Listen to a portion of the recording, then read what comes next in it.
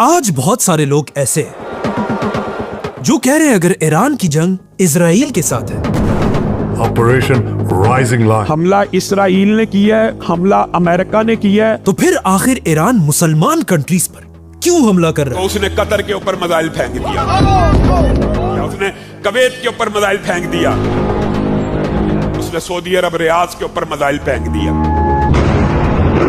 लेकिन ईरान कहता है कि वो मुसलमान कंट्रीज पर नहीं बल्कि इन मुसलमान कंट्रीज के अंदर अमेरिका और इजराइल के बेसिस को टारगेट कर रहा है। Use of drone attacks targeting a US military base. अगर ईरान की ये बात ठीक है, तो फिर यहाँ पर एक बहुत बड़ा क्वेश्चन पैदा होता है। आखिर इन मुसलमान कंट्रीज के अंदर अमेरिका के ये बेसिस कर क्या रहे हैं? Those are US military bases, a huge presence there. और क्यों इन अरब बादशाहों ने अमेरिका की फौज को अपने मुल्क के अंदर रहने की इजाजत दी है?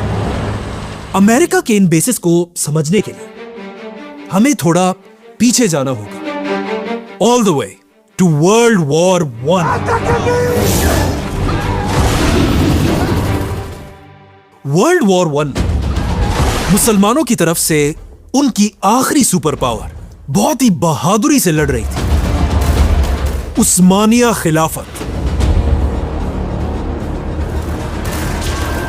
लेकिन बहुत बहादुरी से लड़ने के बाद भी वर्ल्ड वॉर वन में उस्मानिया खिलाफत हमेशा के लिए खत्म हो गई। उस्मानिया खिलाफत के टूटने की वजह से वो सारे इलाके जहां पर उस्मानिया खिलाफत की हुकूमत थी, वो सब आहिस्ता आहिस्ता एक एक करके उस्मानिया खिलाफत के हाथ से निकलने लगे और उन सारे इलाकों को ब्रिटिश एम्पायर और उसके साथियों ने मुसलमानों से छीन लिया, जिसके बाद इस पूरे इलाके को ब्रिटिश एम्पायर ने कंट्रोल कर लिया। लेकिन ब्रिटिश एम्पायर को पहले दिन से अच्छी तरह पता था कि अरब के आम मुसलमान कभी भी किसी अंग्रेज को अपना लीडर नहीं मानेंगे। इसीलिए ब्रिटिश एम्पायर ने अब इन अरब कंट्रीज को अपने कंट्रोल में रखने के लिए एक बहुत ही जबरदस्त और सीक्रेट प्लान बनाया। ब्रिटिश एम्पायर ने अरब के बादशाहों से कहा कि आप ही इन सारे इलाकों के बादशाह रहेंगे, यहां के मुसलमानों के सारे फैसले आप करेंगे, यहां की सड़कें, ब्रिजेस और बिल्डिंग्स आप ही बनाएंगे, ताकि अरब के लोग आपको ही अपना असल बादशाह समझें। लेकिन असल में ऐसा नहीं होगा। तुम बादशाह सिर्फ सड़कें और बिल्डिंग्स ही बना सकोगे, लेकिन अरब दुनिया की सारी फौज और डिफेंस हमारे पास होगा। मतलब हमारी इजाजत के बगैर तुम बादशाहों की फौज कुछ नहीं कर पाएगी। It had its own king, it had its own navy, had its own army, but the British Empire was protecting it by occupying, controlling it, and extracting its resources. जिसके बाद पहली बार पूरी अरब दुनिया में ब्रिटिश एम्पायर ने अपनी फौज के बेसिस बनाए और हिस्ट्री में पहली बार अंग्रेजों की फौज आकर पूरी अरब दुनिया में फैल गई। यह ब्रिटिश एम्पायर का बहुत ही जबरदस्त प्लान था, क्योंकि मुसलमानों को लग रहा था कि उनका बादशाह एक मुसलमान और अरब है, लेकिन असल में ये सारे बादशाह बस पपेट्स थे और पूरी अरब दुनिया असल में ब्रिटिश एम्पायर के इन्हीं बेसिस से चलती थी। आने वाले कई सालों तक दुनिया इसी तरह चलती रही, लेकिन आखिर दुनिया में एक ऐसा वाकया हुआ जिससे ब्रिटिश एम्पायर आहिस्ता आहिस्ता हर तरफ टूटने लगा। World war to.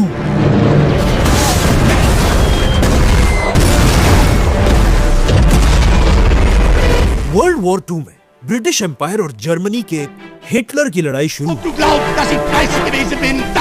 यह जंग ब्रिटिश एम्पायर जीत तो गई, लेकिन इस जंग में ब्रिटिश एम्पायर का इतना नुकसान हुआ कि आहिस्ता आहिस्ता ब्रिटिश एम्पायर टूटने लगा और ब्रिटिश एम्पायर के पास अब इतना पैसा था ही नहीं कि वो पूरी दुनिया में अपने फौज के बेसिस को मैनेज कर सके। इसीलिए आने वाले कई सालों में आहिस्ता आहिस्ता ब्रिटिश एम्पायर मुसलमान मुल्कों से अपनी फौजें निकालने लगी और आखिर कुछ ही सालों में पूरी अरब दुनिया ब्रिटिश एम्पायर की फौज से खाली हो गई। वर्ल्ड वॉर टू के बाद ब्रिटिश एम्पायर तो तबाह हो चुकी थी। लेकिन ब्रिटिश एम्पायर के बाद अब दुनिया में एक नई सुपर पावर आ चुकी थी, America. And we will make America great again. इसीलिए वर्ल्ड वॉर 2 खत्म होने से पहले ही अरब बादशाह अब ब्रिटिश एम्पायर को छोड़कर अमेरिका के साथ मीटिंग्स करना शुरू कर चुके थे। इसीलिए ब्रिटिश एम्पायर के टूटते अब ब्रिटिश एम्पायर की जगह अमेरिका की फौज आकर अरब मुल्कों में अपने बेसिस बनाने लगी। लेकिन ये बेसिस बहुत ही छोटे छोटे थे और सिर्फ अरब की ऑयल की हिफाजत के लिए थे। लेकिन पहले ही दिन से अमेरिका बिल्कुल ब्रिटिश एम्पायर की तरह अरब मुल्कों में अपने बड़े बड़े बेसिस बनाना चाहता था।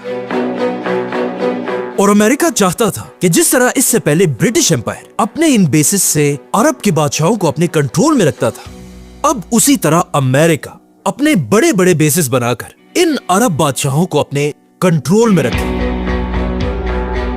लेकिन यह कोई आसान काम नहीं था, क्योंकि अब अमेरिका के सामने एक ऐसा बादशाह आ चुका था जो अमेरिका को ऐसा करने की इजाजत नहीं दे रहा था। और ऑफ कोर्स ये वही बादशाह था जिसका नाम हम इस चैनल पे बार बार लेते हैं, सऊदी अरब का बादशाह शाह फैसल। शाह फैसल ने आते ही सबसे पहले अमेरिका के छोटे छोटे बेसिस को सऊदी अरब से बाहर निकलने का हुक्म दिया, जो इससे पहले उसके बाप अब्दुल अजीज ने बनाए थे। शाह फैसल की पूरी बादशाहत में पूरी अरब दुनिया में सिर्फ एक अमेरिका के बेस के अलावा और कोई भी बेस नहीं था। लेकिन जैसे ही शाह फैसल को अचानक धोखे से शहीद कर दिया गया, शाह फैसल के बाद उसका भाई खालिद सऊदी अरब का बादशाह बना। शाह खालिद बिल्कुल भी अपने भाई की तरह नहीं था कि वो सुपर पावर अमेरिका के सामने खड़ा हो सके। इसीलिए अब शाह फैसल के जाने के बाद अमेरिका आसानी से अपने पुराने प्लान पर काम कर सकता था और सारे अरब कंट्रीज में अपने बेसिस बना सकता था। लेकिन हमेशा की तरह अब भी अमेरिका को एक ऐसे बहाने की जरूरत जिससे वो अरब दुनिया की तरफ अपनी फौज भेजे। और आखिर अमेरिका को यह बहाना मिल गया और अमेरिका के इस बहाने का नाम था सद्दाम हुसैन। जैसे ही सद्दाम हुसैन इराक का बादशाह बना, पहले तो वो अमेरिका और अरब के बादशाहों का बहुत क्लोज दोस्त था, बल्कि इन्हीं के कहने पर सद्दाम हुसैन ने आते ईरान के खुमैनी पर हमला कर दिया, जिसके बाद सद्दाम हुसैन ने अगले 8 साल तक ईरान के साथ एक बहुत ही खतरनाक जंग लड़ी। जंग के स्टार्टिंग में तो ऐसा लग रहा था कि सद्दाम हुसैन ये जंग जीत जाएगा, लेकिन जैसे जैसे जंग गर्म होती गई और आहिस्ता आहिस्ता सद्दाम हुसैन के पास ये जंग लड़ने के लिए पैसे खत्म होने लगे। इसीलिए अब सद्दाम हुसैन अपने आप को बचाने के लिए अपने इन अरब दोस्तों से बहुत सारा कर्जा लेने लगा। ये देखकर अरब बादशाहों ने भी सद्दाम हुसैन को खुशी से बिलियंस ऑफ डॉलर्स का कर्जा दिया। कहा जाता है ये कर्जा 60 बिलियन डॉलर्स था। लेकिन ये सारा पैसा लेने के बाद भी 8 साल के बाद सद्दाम हुसैन ये जंग बुरी तरह हार गया। जंग खत्म होने के बाद अरब बादशाहों ने सद्दाम हुसैन से कहा कि अब तो जंग खत्म हो चुकी है, तो अब अच्छे बच्चों की तरह हमारा सारा कर्जा हमें वापस दो। लेकिन ये सुनकर सद्दाम ने इन बादशाहों से कहा कि किस चीज के पैसे? ये जंग तो मैंने तुम लोगों के कहने पर लड़ी थी और अब तुम लोग मुझसे कर्जा वापस मांग रहे हो। मतलब सद्दाम हुसैन ने क्लियरली इन अरब बादशाहों को बता दिया कि मैं तुम्हें 1 रुपया भी वापस नहीं दूंगा। और यहाँ से पहली बार अरब बादशाहों और सद्दाम हुसैन की आपस में दुश्मनी शुरू हुई। सद्दाम हुसैन की ये बातें सुनकर अरब बादशाहों को बहुत गुस्सा आया, बल्कि एक अरब कंट्री कुवैत के बादशाह ने सद्दाम हुसैन की इकोनॉमी को गिराने के लिए अपनी ऑयल की प्रोडक्शन बढ़ा दी और पूरी दुनिया में ऑयल की प्राइसेस जबरदस्ती गिराने लगा, जिससे ऑफ कोर्स सद्दाम हुसैन की इकोनॉमी तेजी से गिरने लगी। ये देखकर वो सद्दाम हुसैन जो किसी जमाने में इन अरब बादशाहों का बहुत अच्छा दोस्त था, अब इन अरब बादशाहों से नफरत करने लगा। और आखिर सद्दाम हुसैन ने फैसला किया कि अब वो कुवैत के बादशाह को सबक सिखाने के लिए पूरे कुवैत पर हमला करेगा। लेकिन हमला करने से पहले सद्दाम हुसैन को सिर्फ एक चीज का डर था और वो था super power America. Saddam Hussain को इस बात का डर था कि कहीं ऐसा ना हो कि जैसे ही वो कुवैत पर हमला करे, कुवैत को बचाने के लिए अमेरिका सामने आए और उल्टा सद्दाम पर ही हमला कर दिया। इसीलिए हमले से पहले सद्दाम हुसैन ने इराक में अमेरिका के एम्बेसडर के साथ एक मीटिंग की और अमेरिका के एम्बेसडर को क्लियरली बताया कि मैं कुछ ही दिन बाद कुवैत पर हमला करने वाला हूं। जिस पर अमेरिका के एम्बेसडर ने जवाब दिया कि यह आप अरब बादशाहों का आपस का मसला है। और अमेरिका ने भी क्लियरली बताया कि अगर सद्दाम कुवैत पर हमला करेगा तो हम सद्दाम को नहीं रोकेंगे और हमारा इस जंग से कोई ताल्लुक नहीं होगा। तो अब जब अमेरिका से सद्दाम हुसैन को इजाजत मिल चुकी थी, सद्दाम हुसैन ने अपनी पूरी फौज को जंग के लिए रेडी होने का हुक्म दिया। और आज से 30 साल पहले रात के अंधेरे में सद्दाम हुसैन ने अपनी पूरी ताकत के साथ कुवैत पर हमला कर दिया। इराक की पूरी फौज कुवैत के अंदर घुस गई। कुवैत इराक के पास एक छोटा सा मुल्क है जिसके पास अपनी कोई ज्यादा फौज थी भी नहीं। इसीलिए सद्दाम हुसैन ने सिर्फ 2 दिन के अंदर अंदर पूरा कुवैत फतह कर लिया। और कुवैत फतह करते ही सद्दाम हुसैन के पास कुवैत की पूरी ऑयल का कंट्रोल भी आया, जहां हर दिन ऑयल के मिलियंस ऑफ बैरल्स बनते थे। और इस तरह सिर्फ 2 दिनों में सद्दाम हुसैन अरब दुनिया का सबसे ताकतवर बादशाह बना, जिसका सद्दाम हुसैन और उसके बेटे जश्न मना रहे थे। लेकिन सद्दाम हुसैन को पता नहीं था कि आगे उसके साथ क्या होने वाला है। जैसे ही सद्दाम हुसैन ने कुवैत को फतह किया, इससे पहले अमेरिका ने सद्दाम हुसैन को कुवैत पर हमले की इजाजत दे दी थी और सद्दाम से कहा था कि हम तुम्हें कुछ नहीं कहेंगे। लेकिन जैसे ही सद्दाम हुसैन ने कुवैत फतह कर लिया, अमेरिका ने अचानक अपना पूरा स्टांस बदल दिया और यहां से अमेरिका की एक ग्रैंड साजिश शुरू हुई। अमेरिका बिल्कुल सीक्रेटली अरब के बादशाहों से मिलने लगा और उन्हें कहा कि सद्दाम सिर्फ कुवैत नहीं बल्कि कुवैत के बाद एक एक करके तुम सारों को भी नहीं छोड़ेगा। अमेरिका ने सऊदी अरब के बादशाह को अपनी सैटेलाइट से तस्वीरें भी दिखाई कि किस तरह सद्दाम उन पर हमला करने वाला है, जिसे देखकर सऊदी अरब का बादशाह वाकई में डरने लगा। लेकिन यह सब बिल्कुल झूठ था और यह सब सिर्फ अमेरिका की एक बहुत बड़ी साजिश थी। और इस तरह अमेरिका ने सारे अरब बादशाहों को अपनी चाल में फंसा दिया था। अरब के बादशाह अब अमेरिका से भीख मांगने लगे कि अमेरिका उन्हें सद्दाम हुसैन से बचाए। लेकिन अमेरिका ने इन बादशाहों के सामने एक शर्त रखी कि मैं तुम्हें तब ही बचा पाऊंगा जब तुम बादशाह मुझे अरब की जमीनों पर अमेरिका की फौज के बड़े बड़े बेसिस बनाने की इजाजत दोगे।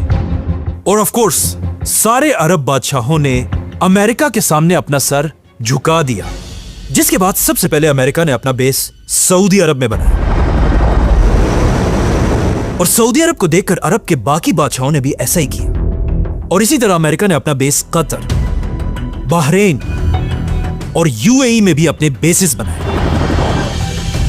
यहां पर एक बात समझना लाजमी है, जिस तरह आज अमेरिका के प्रेसिडेंट पर इजराइल का एक बहुत बड़ा इन्फ्लुएंस है, इसी तरह आज से 30 साल पहले भी इजराइल का अमेरिका पर एक बहुत बड़ा इन्फ्लुएंस था। मतलब अरब दुनिया में अमेरिका के ये बेसिस सिर्फ अमेरिका के लिए नहीं बल्कि किसी भी वक्त इजराइल के लिए भी यूज हो सकते थे। जैसे ही अमेरिका के बेसिस तैयार हुए, अमेरिका ने इन्हीं बेसिस से कुवैत में सद्दाम हुसैन की फौज पर हमला कर दिया। और ऑफ कोर्स सद्दाम हुसैन भी कुछ ही दिन में कुवैत खाली करके वहां से वापस इराक चला गया और कुवैत अब अमेरिका के कंट्रोल में आया। और अमेरिका ने कुवैत में भी अपने बड़े बड़े बेसिस बनाए। अब अमेरिका का बहाना खत्म हो चुका था और सद्दाम हुसैन कुवैत से जा चुका था। तो फिर चाहिए तो यह था कि अमेरिका अरब दुनिया से अपने बेसिस को खत्म करके यहां से वापस चला जाए। लेकिन यहां पर पूरी दुनिया को समझ आई कि यह बस अमेरिका की एक साजिश थी और अमेरिका ने इन सब को अपनी चाल में फंसाकर हमेशा के लिए अपने बेसिस अरब दुनिया में बना दिए थे। और इसी तरह उस दिन से लेकर आज तक अमेरिका की फौज अरब दुनिया में उसी तरह बैठी हुई है। और अब ईरान ने अमेरिका के हर एक बेस पर हमला किया है। लेकिन आखिर ईरान को अमेरिका के इन बेसिस से प्रॉब्लम क्या है? क्योंकि पिछले 35 सालों से अमेरिका के ये बेसिस खामोश नहीं बैठे बल्कि जिस मुसलमान कंट्री ने भी इजराइल और अमेरिका को आंखें दिखाने की कोशिश की है, अमेरिका इन्हीं बेसिस से उन सब को तबाह करता रहा है। फॉर एग्जाम्पल, आज से 25 साल पहले जब अमेरिका के वर्ल्ड ट्रेड सेंटर्स पर हमला हुआ, that a plane has crashed. America ने इन्हीं बेसिस से अफगानिस्तान पर हमला कर दिया।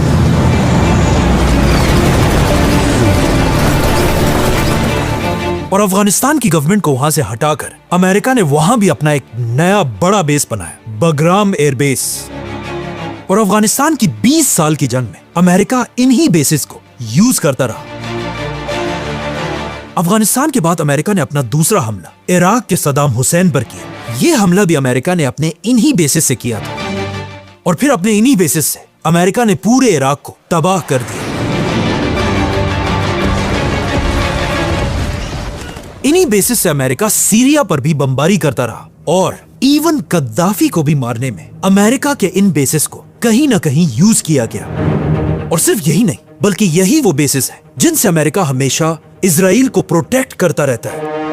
फॉर एग्जाम्पल, आज से कुछ साल पहले जब इजराइल ने गजा पर हमला किया, ये देखकर यमन की गवर्नमेंट ने ऐलान किया कि आज के बाद इजराइल की तरफ जो भी कश्ती हमारे पास से गुजर कर जाएगी, हम उसे उड़ा देंगे। जिससे इजराइल की इकोनॉमी को एक बहुत बड़ा धचका भी मिला था। लेकिन अब जब इजराइल की इकोनॉमी खराब हो रही थी, अमेरिका के इन्हीं बेसिस से अमेरिका ने यमन पर 1000 मिसाइल फायर करके यमन को ऐसा करने से रोक दिया। और इस तरह अमेरिका ने इजराइल की इकोनॉमी को दोबारा ठीक किया। इन शॉर्ट, अरब दुनिया में अमेरिका के इन्हीं बेसिस ने पिछले 40 साल से पूरी मुसलमान दुनिया को गर्दन से पकड़ा हुआ है। और इन्हीं बेसिस की वजह से दुनिया में कोई भी मुसलमान कंट्री अमेरिका के सामने अपना सर नहीं उठा सकती। आखिर 40 साल बाद जब अमेरिका और इजराइल ने मिलकर ईरान पर हमला किया, The United States military began major combat operations in Iran. Iran पिछले 40 साल में पहला ऐसा इस्लामिक मुल्क बना जिसने अमेरिका के इन बेसिस पर हमले किए हैं। जैसे ही जंग शुरू हुई, कहा जाता है सबसे पहले हमलों में से एक अमेरिका ने दुबई के अल दफरा एयरबेस से ईरान पर किया था। इसी तरह कुवैत और बहरीन के बेसिस से भी ईरान पर हमले किए गए। इसीलिए ईरान ने भी इसके जवाब में अमेरिका के एक एयरबेस को टारगेट करके हमले किए। Military bases have been repeatedly attacked by Iran. सबसे पहले ईरान ने कुवैत में अमेरिका के बेस कैंप आरिफजान पर हमला किया। ये अरब दुनिया में अमेरिका का सबसे बड़ा वेयर हाउस था, जहां पर अमेरिका अपने ट्रक्स, टैंक्स और मिसाइल स्टोर किया करता था। और यहीं से अमेरिका के जहाजों और हेलीकॉप्टर्स पर मिसाइल फिट किए जाते थे। ईरान के हमलों के बाद सिर्फ कुछ लोगों के बजाय बाकी अमेरिका की पूरी फौज ये बेस खाली करके भाग गई और कुवैत के होटलों और बिल्डिंग्स में छुप गई। इसी तरह ईरान ने इराक में भी अमेरिका के बेसिस पर हमले किए और यहां पर ईरान ने अमेरिका का एक बहुत बड़ा रीफ्यूलिंग जेट तबाह कर दिया। तीसरा हमला ईरान ने कतर में अमेरिका के बेसिस पर किया और कतर में अमेरिका का यह बेस अमेरिका की फौज का सबसे बड़ा बेस था। और यहां पर ईरान के हमलों से अमेरिका का सबसे बड़ा रेडार सिस्टम तबाह हो गया, जिसकी कीमत $1 बिलियन से भी ज्यादा थी। इसके बाद ईरान ने सऊदी अरब के अमेरिका के बेस पर भी हमला किया और इस हमले में भी ईरान ने अमेरिका के 5 बड़े जहाजों को तबाह कर दिया।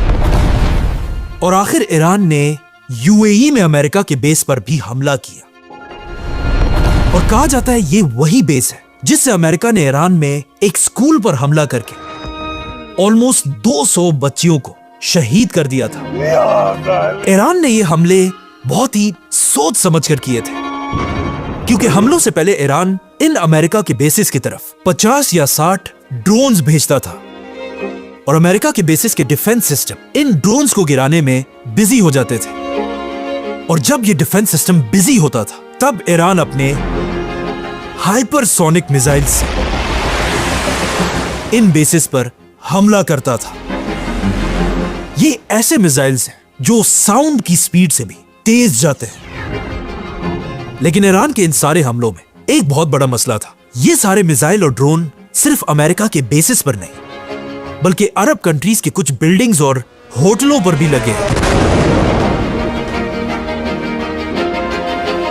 जिनमें से कुछ के लिए तो ईरान के प्रेसिडेंट ने माफी भी मांगी, broadcast a message apologizing to Iran's Arab neighbors. लेकिन बाकियों के लिए ईरान ने कहा कि हमने ये हमले किए ही नहीं है।